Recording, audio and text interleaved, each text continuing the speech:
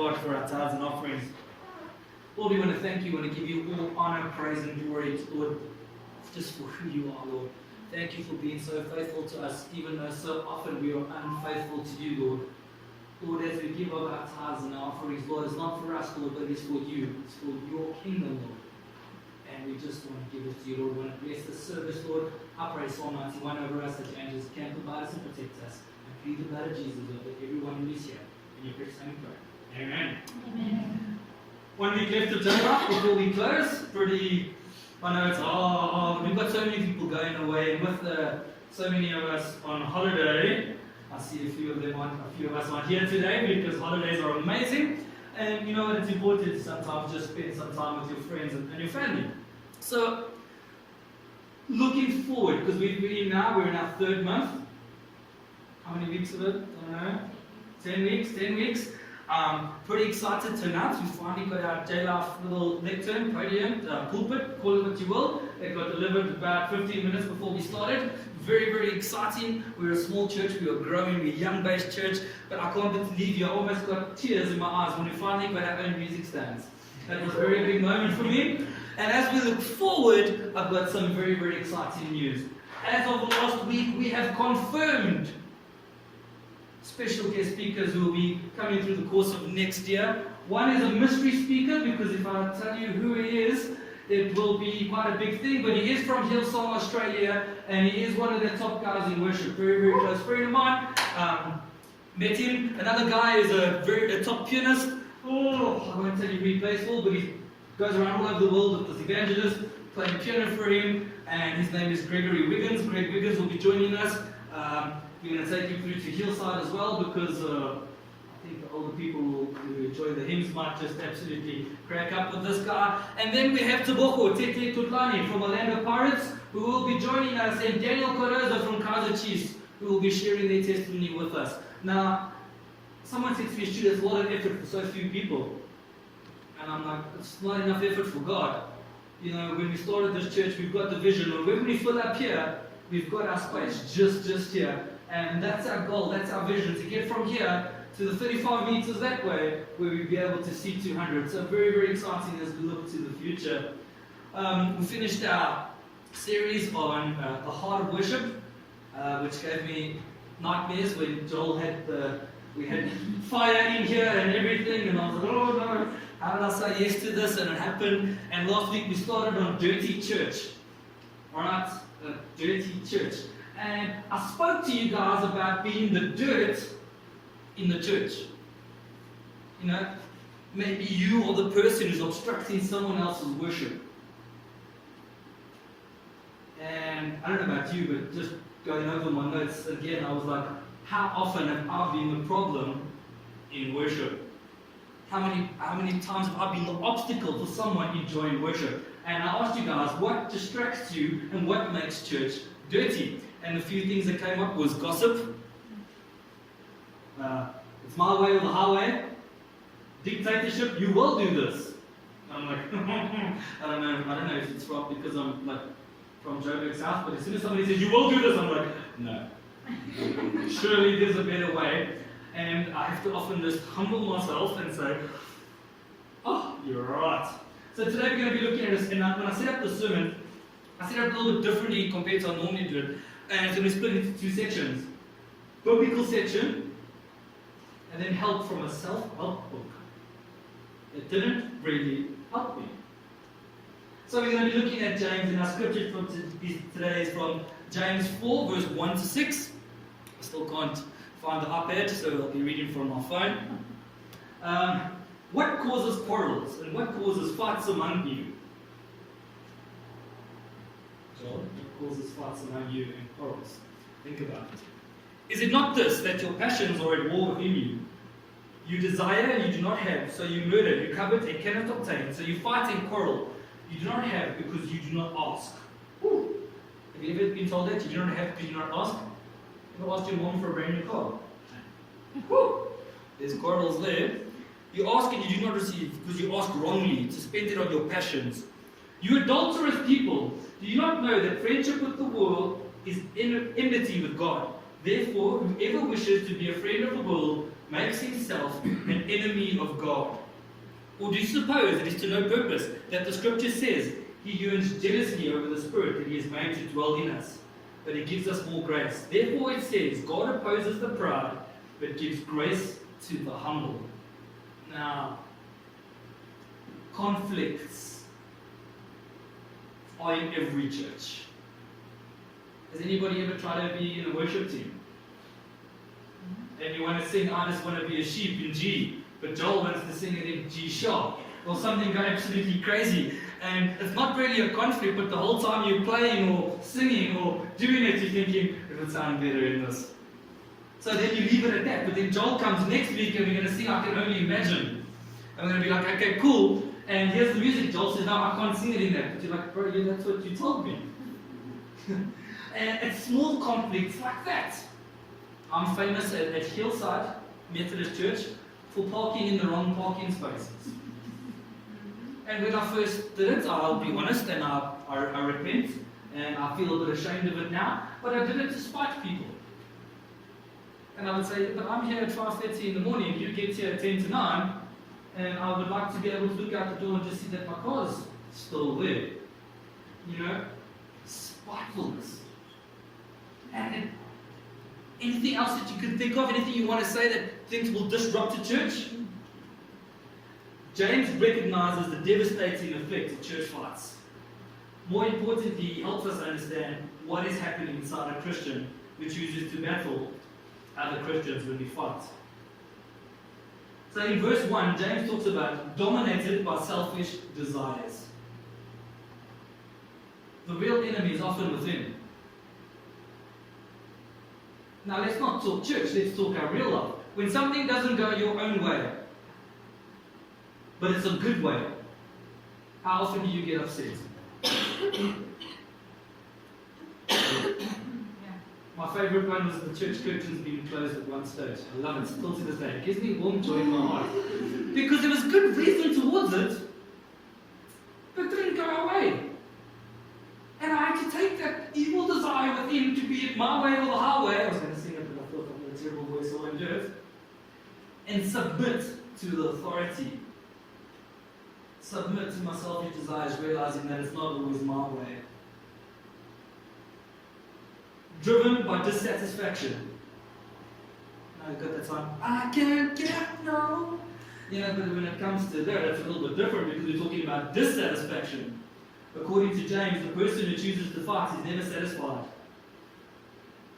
I don't know about you, but I've been in a few fights where I'm extremely satisfied before the shame and humbleness then falls down upon me. Also in verse 2, discouraged in prayer. Some people who fight are frustrated because they do not bother to see God in prayer. Others are frustrated because they do not take time. James explains that our needs are met as we pray according to His will. That's God's will.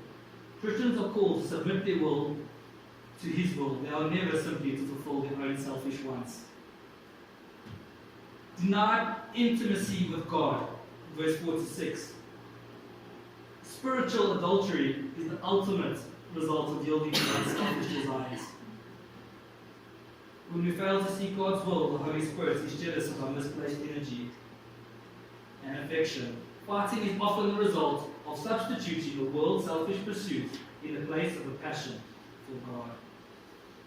I have to be honest, I've let my pride destroy myself in churches way too often. I was thrown because I went straight from Baptist Theological College into a Baptist church, and then we started a brand new Baptist plant, and I ended up there, and it was amazing because our first church service had like 260 people, and everything grew. And then I got thrown into being a youth pastor at a school, and then I became a teacher at the school now to juggle both, and I was just like, oh, what is going on here? And then I hit the Methodist Church of South Africa. Sure. I was thrown so much and made it so much about Stewie that I had absolutely nothing to do with Stewart submitting to what God's will for my life was. This is in my notes, but I heard it from Ryan Ritz, coincidentally, many moons ago, he said, God has two plans for you. Humility is plan A. Plan B is humiliation.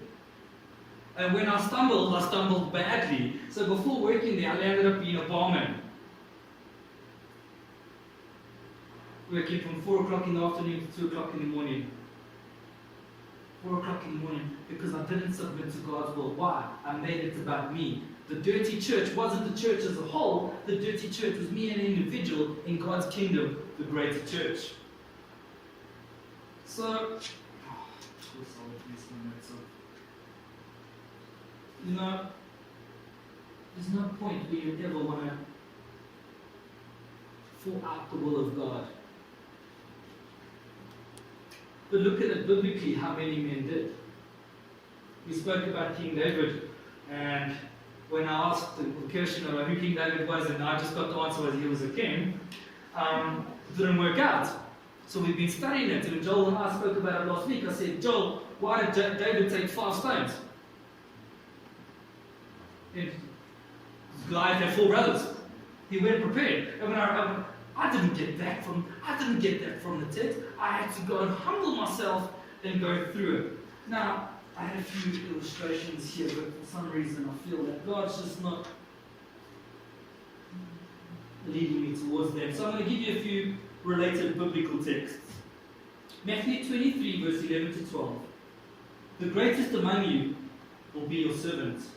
Whoever exalts himself will be humbled, and whoever humbles himself will be exalted. Galatians 5, verse 14 to 16. For the entire law is fulfilled in one statement: you shall love your neighbor as yourself. But if you bite and devour one another, watch out, or you will be consumed by one another. I say then, walk by the Spirit, and you will not carry out the desires of the flesh. The last one is 1 John 3, verse 14 to 16. We know that we have passed from death to life because we love our brothers. The one who does not love remains in death. Everyone who hates his brother is a murderer, and you know that no murderer has eternal life residing in him. This is how we have come to know love. He laid down his life for us. We should also lay down our lives for our brothers. Now, I had the fortunate and in some unfortunate ways where I've had someone lay down their life for me in extreme circumstances. When I was in grade 9, I was involved in a terrible car accident where there were only 2 of us who survived, and another one we were in a fight in the middle of Edenvale on the corner of Albert Street and Prairie, I think, or Rosie, or whatever, and we were in a fight after coming home from youth, and some guy was just about to hit me, and my friend Stash went like this, and he got hit across here because it would have been my head, and unfortunately for him, it took a long time to recover. And it took a long time for him to recover, and then he just passed on after a while. And it was so weird that God provided. The next day we met somebody whose nickname was also Stash. And I was just like, oh, thanks God, sure. I'm not sure I'm ready for this.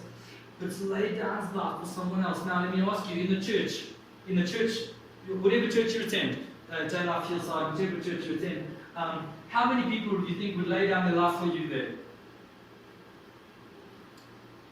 When I thought about that, I was like, no one. Joel, maybe if he was in the way and it was an accident. And I thought then, okay, let's put the shoe on the other foot. How many people would I lay down the life for? And then I thought, yeah, there's a few, and I went through it, and then I said, oh, you be nice with yourself. If someone came with a gun to me right now, and they said, you and me, would I take the shot? Sure. Now, if you're in a fight with somebody, and let's not talk church, let's talk work. I couldn't get the stats for South Africa, I could get them for America, but 70% of people don't enjoy the people they work with. Or have a problem. The worst thing in my life is a staff meeting. Because even though it's a church staff meeting, I have to report on many things. That's not half as bad as when I worked at Heronbridge College and the staff meeting started at 1 o'clock and ended at 7 o'clock. Yes, they gave you lunch. It didn't mean that You just think people that are with this one lady would talk, and as she spoke, I'm like, oh, please. You haven't done miracles in a while, the little lightning now wouldn't go like this, you know what I'm saying? If this lady stops talking, we've got 4 minutes, 4 hours grace here. And then I could believe in the grace of God and stuff like that. So if you, in your personal life, who are you struggling with? Not just your church life. Because remember, you're in church. We've already spoken about you being the dirt in church and personal life. Who are you struggling with? You know, conflict happens wherever you go. I should know. I spend Christmas every year for the last 12 years by myself because every time you go to a family function, it's a problem. It's difficult being one of the few people saved. It's difficult being one of the few people sober. It's difficult being one of the few people who's not fully tatted up and has motorbikes and just wants to punch each other all the time after a few glass of lights. Sometimes it happens before the even get to sit down. So even your family life has these things. And I want to ask you a few things, and I put them down there. And number one is, if you're in conflict with someone, and I guess there's always someone here right now. I'm in conflict right now with the lights and water people. You know? I'm in huge conflict with them because I wasn't wrong, and in 1 month I got a 1 million rand lights and water account. So I'm in conflict with them. And when I read this, it killed me. So the first thing I want you to note in your conflict with someone is own your part of the conflict. Conflict and bad chemistry is never, almost ever, 100% one person's fault.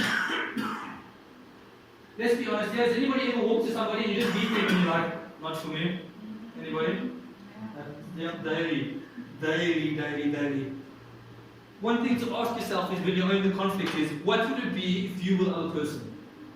Or on the other side? Now for me, that gets me every time. Because that humbles me.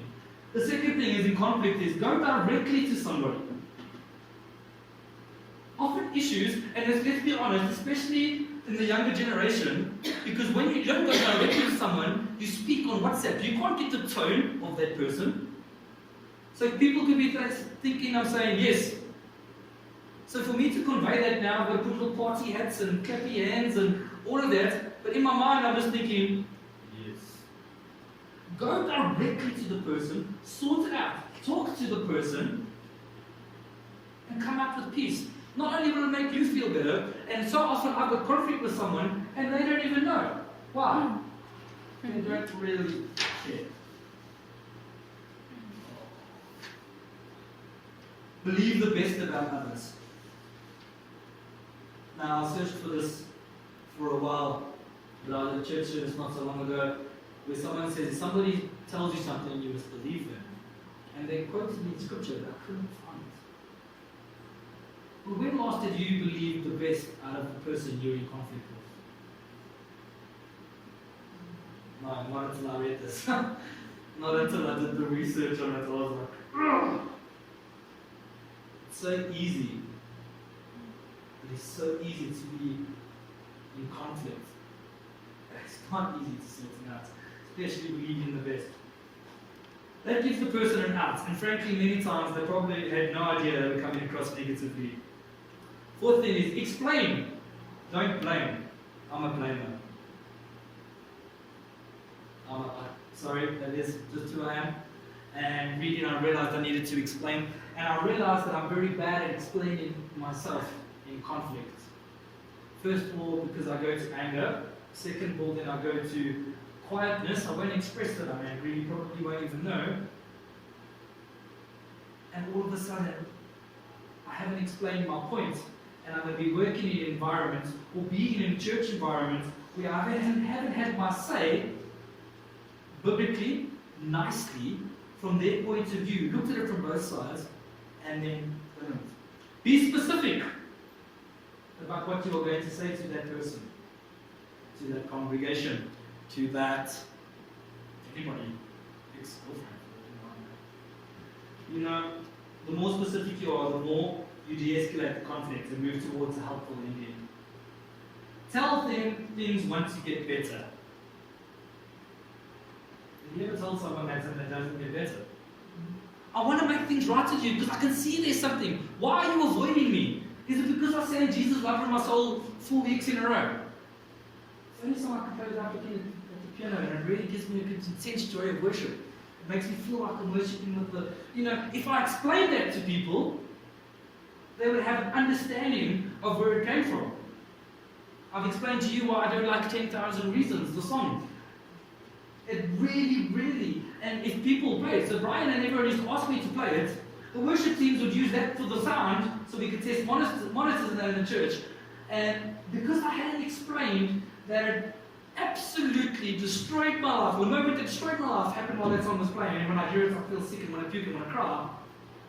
Once people experience that, they have an understanding. And the last thing is pray for them. I know this sounds like a thing a pastor would say, but Jesus himself tells you that it's easier to pray for your friends and not your enemies.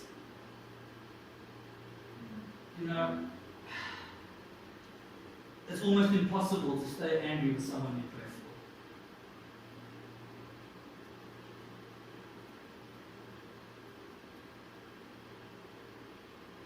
for. Now, as we go through these and as we end these points, and I hope you've taken them down, and what I want you to do is not take these points as gospel. I want you to go and try them, because some of them didn't work for me. I've tried praying for my government as much as I can, but they still make me angry, because at 4 o'clock in the morning when I wake up and I put on the news, I find something else they've done wrong. And then I sit and I pray for them, that I won't get angry. Yes, it makes me feel better because I know God is in control, but I still get angry. I don't have the thing of going to my government directly, because they don't get back to me. Spend 16 hours waiting in a line before someone could tell me why they cut my lights and wood off. I'm like, God, why are you testing me with patience? I haven't prayed for it. Now, as we wrap up with our dirty church, and conflict was obviously the theme of this evening. We all got conflict, not just with our church, not within our church, not within committees, not within our relationships, not within our family. We've got conflict in almost everything we do. My question to you is, how are you dealing with it? Do you do as James says? I said to my brother the other day, as you know, my brother is not a Christian, but he's extremely, extremely clever. And I said to him, well, I'm reading the book of James, and it's my favorite book of the Bible. He said, yes, but one of the greatest theologians of all time, Martin Luther, said that he thinks that the book of James is an epistle of straw and shouldn't be there. Why would that be? I'm just like, Bruce, please, bro. Because I can read the first chapter of James and get something out every single time. So for the last 3 years, every time I read my Bible in the morning and in the evening, I read a part of James. And I feel, and I'm like, God, this is working in me. And I look at James 4, I'm like, sure, God, conflict is going to come. How do I deal with it? In your name, not mine. Slow to anger, 1. Yeah, let's be slow to anger. When last were you in a conflict? Have you sat there and just prayed?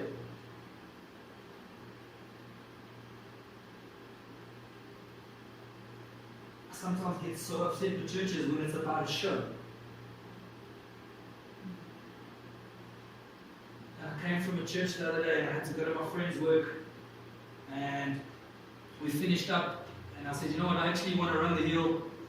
As in Kensington, so I ran up this steep hill, off Broome all the way up, and I think I turned it was Highland Road, and I went all the way up, and I was at Jersey Point, and I came all the way back down.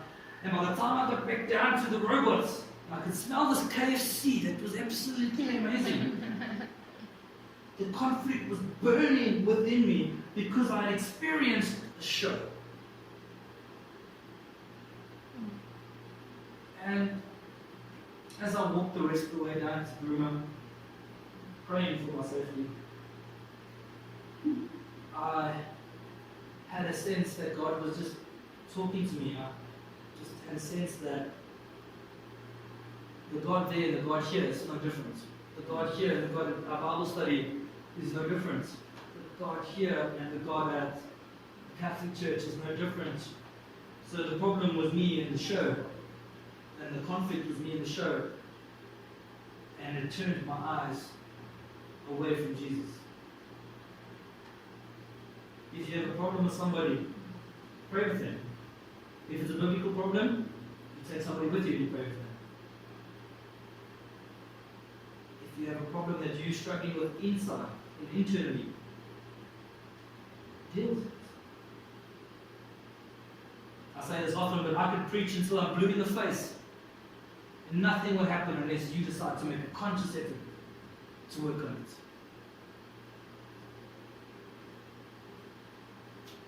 Truth is, when you become Christian, your life doesn't get easier, it gets harder. Because when you hit your lows, sometimes you pray to God and you just don't feel like you're getting an answer. When you're in the world, that's not okay, because you go to your friends and that.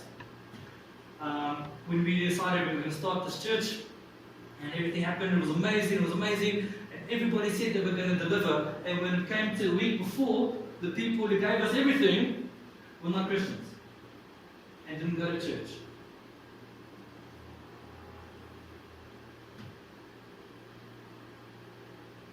Sometimes the conflicts within you is what's separating you from God, and it's because it's what you have made it. When last have you been submissive to God and said, sure, your will, your way, not mine? When you face the problem, you say, God, sure, I can't deal with this by myself, but I need you in me. Lord, help me to be like James. Help me to grow closer to you. It says in your word, if I draw near to you, you will draw near to me. Sometimes the thing that's stopping us from drawing near is our conflicts. As we go our separate ways, I pray that you might work on the conflict within you, within your churches, within your families, and be who God has called you to be, not who you want to be. And if that means you have to submit and say, I'm sorry, which sometimes is very difficult for me, which I'm sure it is for you, humble yourselves and do that. Conflict doesn't just destroy churches and make church dirty. It makes everything around us dirty. Let us pray. Lord, man, the passion that we have for you and the love we have for you is so often watered down between our internal conflicts, Lord. So often we get involved in the politics of work and life and church that we forget that we are only called to serve you, Jesus. Holy Spirit, I pray that you might be touching minds and hearts right now, letting us know that the conflicts within can be solved, Lord, in your name. Lord, I say this again, thank you for being so faithful to us, even though so often we are unfaithful to you.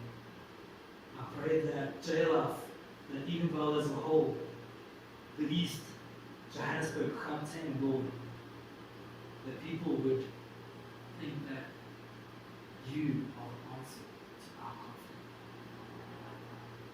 As we go our separate ways, Lord, I pray that your angels camp about us and protect us. And I plead the blood of Jesus over us, Lord. In your precious name we pray.